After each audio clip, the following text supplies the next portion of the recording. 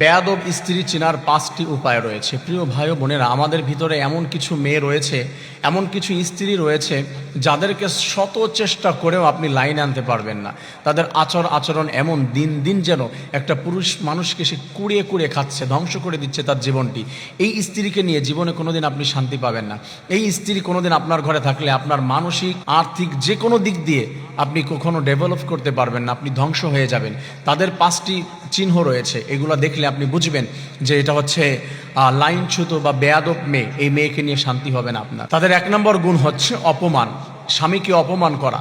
কথায় কথায় স্বামীকে অপমান করে। অনেক মেয়েরা রয়েছে নিজেদেরকে বড় মনে করে, সে মনে করে আমার হাজব্যান্ড আর কি বোঝে, অথবা তার পড়াশোনা একটু বেশি, অথবা তার পরিবার একটু ভালো। সেক্ষেত্রে ভালো বলতে আর্থিক সাইডে একটু ডেভেলপ তার পরিবার, সে মনে করে যে ও আর কি, ওকে কি সম্মান দিব। এই ধরনের অনেক মেয়েরা রয়েছে, বেয়াদব মেয়ে তারা। 2 নম্বর তাদের যে গুণ রয়েছে সেটা হচ্ছে সিদ্ধান্ত গ্রহণে উপেক্ষা।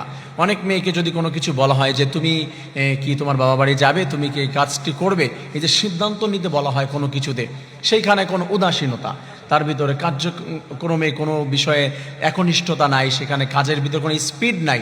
মেয়েকে দেখা যাচ্ছে যে একটা কাজ করছে তো করছে, স্বামীর কথায় কোনো মূল্য দিচ্ছে না। এই ধরনের কার্যক্রম যদি দেখা যায়, এটা হচ্ছে বেয়াদব মেয়ে। মেয়েকে নিয়ে আপনার শান্তি হবে না, এই স্ত্রীকে নিয়ে আপনি কখনো শান্তি পাবেন না।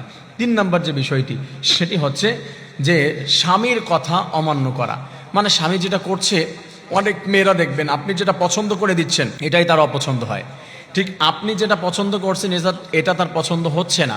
আর এই জিনিসটাই যদি আপনি তার ভাইকে দিয়ে পছন্দ করান, দুলাভাইকে দিয়ে পছন্দ করান, অন্য কাউকে দিয়ে, সেটা তার খুব বেশি পছন্দ হবে, ভালো লাগবে। কারণ আপনার চয়েস, এটা তার কোনো ভ্যালু তার কাছে নেই। তার চয়েসটা বা তার ব্যক্তিগত যারা আছে তাদেরকে খুব সম্মান করে, তাদের চয়েসের সে মূল্য দেয়, আপনার চয়েসের মূল্য দেয় না। এরকম অনেক মেয়ে রয়েছে।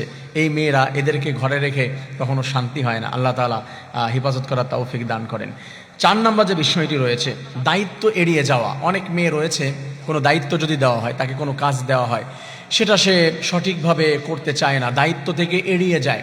সেটা সন্তানটির দায়িত্ব হোক, অথবা তার ব্যক্তিগত কোনো দায়িত্ব হোক, কোনো মেয়ের অথবা হাজব্যান্ডের কোনো দায়িত্ব হোক, যে আমি আজকে বিকেলে আমার একটা প্রোগ্রাম আছে, আমি ওইখানে যাব, তুমি আমার ড্রেসটি একটু পরিষ্কার করে রেখো। বা আমার যা কিছু সামান রয়েছে ওইখানে যাওয়ার ক্ষেত্রে আমি যাব, যেই জুতাটি পরে যাব, যে ড্রেস পরে যাব, আনুষঙ্গিক যা কিছু আছে এইগুলো তুমি একটু রেডি রেখো। দায়িত্বহীনতা, ভিতরে দায়িত্ব নাই। দেখাচ্ছ ওই সময়, ও তুমি বলেছিলে আমার মনে নাই, বা তুমি নিজে করে নিতা। এ ধরনের অনেক মেয়ে রয়েছে। এই মেয়েদেরকে নিয়ে শান্তি খুব কঠিন হয়ে যায়। প্রিয় ভাইয়েরা,